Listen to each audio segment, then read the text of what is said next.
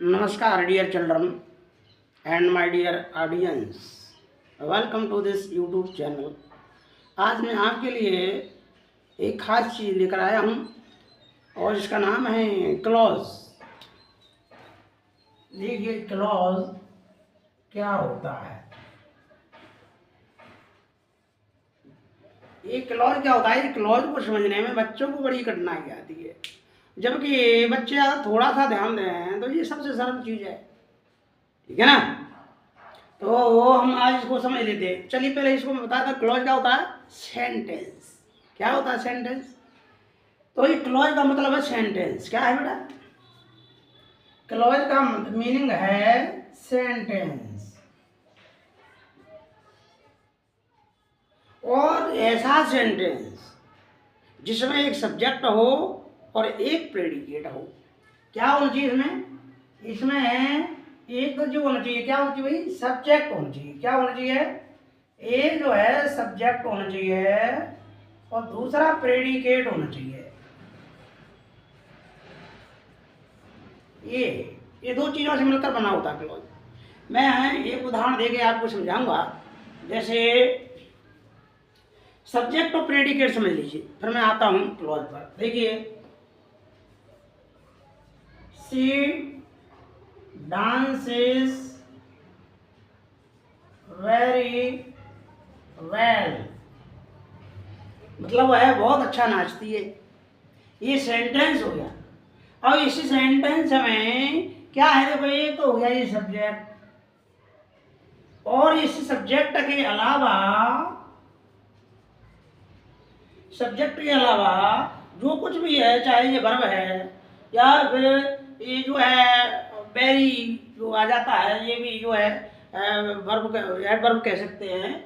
और ये भी, तो ये सारी चीजें, चाहे वर्ब आ जाए चाहे एडवर्ब आ जाए, ये सारी चीजें मिला करके और इसको बोलते हैं प्रेडिकेट। ठीक है? तो इसको क्लॉज बोलेंगे। लेकिन ये सिंपल सेंटेंस जाए तो इसको क्लॉज नहीं बोलेंगे। कहीं भी हमें एक सेंटेंस पढ़ेंगे तो फिर ये सेंटेंस ही कहलाएगा, क्लॉज नहीं कहेंगे। क्लॉज कहेंगे इसके साथ में एक दो या वाक्य और जोड़ देते हैं तो फिर इसका नाम क्लॉज बन जाता है। देखो, मैं एक उदाहरण दे रहा हूं। सी pledge with the ball,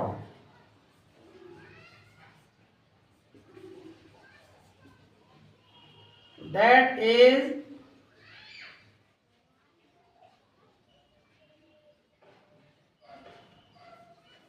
red।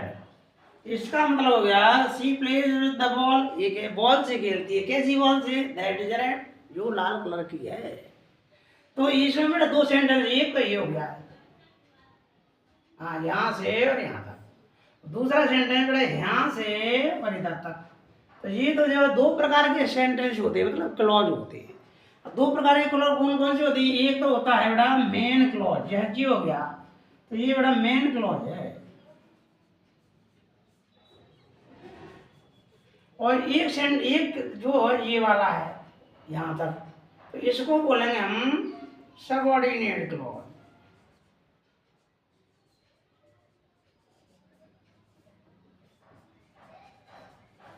ये दो प्रकार के क्लॉज होते हैं, मेन क्लॉज, सबऑर्डिनेट क्लॉज। अब क्या होता है मेन क्लॉज और सबऑर्डिनेट क्लॉज?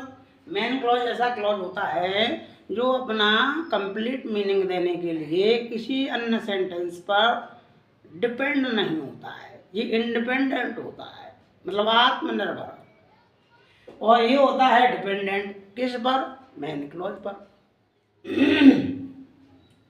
तो ये मेन क्लॉज तो ये हो गया जो कंप्लीट मीनिंग देता है और दूसरे का सहारा लेने की आवश्यकता नहीं पड़ती है। लेकिन दूसरा सेंटेंस ये और दिया, एक और यहाँ से यहाँ तक, ये जो है सबऑर्डिनेट क्लॉज। क्योंकि इसके बिना, ये मेन क्लॉज के बिना ये सबऑर्डिनेट क्लॉज का कोई मतलब निकलता नहीं है। इसलिए दो प्रकार के क्लॉज होते हैं, मैंने आपको बताया। एक उदाहरण और देख लेते हैं तो आपको और क्लियर हो जाएगा। देखिए, I saw a man was blind. भाई इसमें देखो दो सेंटेंस हैं, एक सेंटेंस ये आ गया, दूसरा सेंटेंस ये हो गया। भाई इसका मतलब हो गया आई सॉ ए मैन, मतलब मैंने एक आदमी देखा, और दूसरा सेंटेंस हु वाज ब्लाइंड, और जो कैसा था, अंधा था। तो इसमें बेटा ये सेंटेंस हो गया, तो इसको बोलेंगे मेन क्लॉज, मेन क्लॉज, और इसको बोलेंगे सबऑर्डिनेट क्लॉज।